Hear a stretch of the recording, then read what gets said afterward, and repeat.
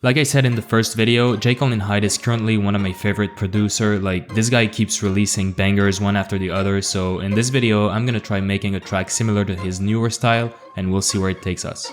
Before we start, I just want to let you know that this project file will be available on my Patreon, so if you haven't already, make sure you check it out, the link is in the description. Also, make sure you join us on Discord and follow me on socials. Alright, so I'm gonna start by making a nice little intro on the grand piano, and for this I'm gonna lay down a bass line first, add the corresponding chords on top of it, add some inversions, and finally add some notes here and there to make kind of a sad and catchy melody.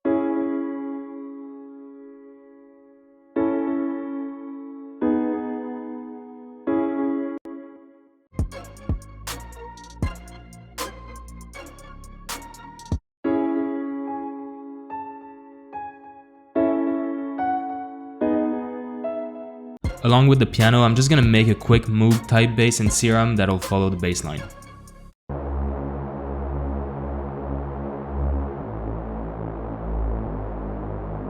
And on top of that, I'm just gonna add some heavy stabs from the Cashmere packs to add a bit more impact, and I'll start adding some additional samples for more texture.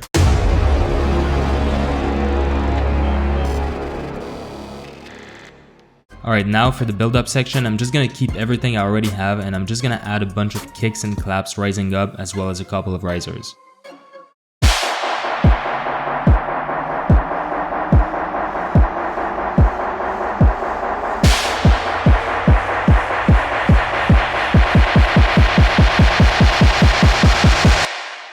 Now, prior to the drop, we'll do some sort of fake out, and for this I'm gonna make a nice sounding lead in Serum, and this thing will play the main notes from the intro melody. The idea is to have this loop play on top of the very distorted bass line in the drop.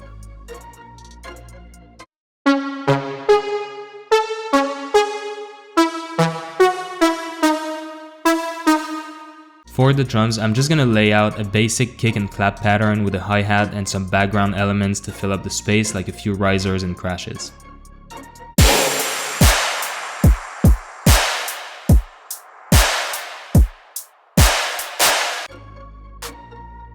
Alright, now let's make the main bass. I'll start by making a simple FM bass using a triangle wave on oscillator A and the Who wavetable, or whatever the name it is, on oscillator B. Then I'll add some basic filter movement and a very classic FX chain like dimension, distortion, delay, compression, and a Foreman filter.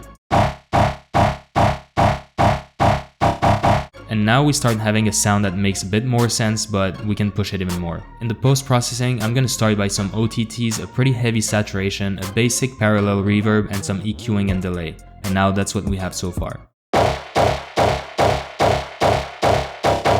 Alright, now in combination with this, I'm gonna add one of my sub preset that's essentially just a distorted sine wave, and I'm gonna group this with the main bass and add a saturator to the group. And now look what happens when I push up the drive.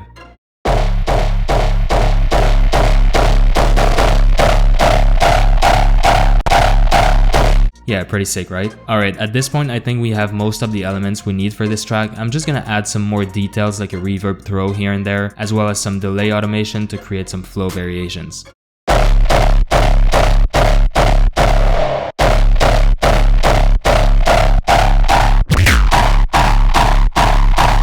And yeah, just like that, I think that's most of it. I'm just gonna tweak some of the sounds and rearrange some patterns for the second part of the drop and put everything together. And now, before we get into the final result, if you guys enjoyed the video, make sure you let me know down below in the comments, leave a like, and subscribe to my channel so that you don't miss any of the future videos. And with that said, let's hear the final result.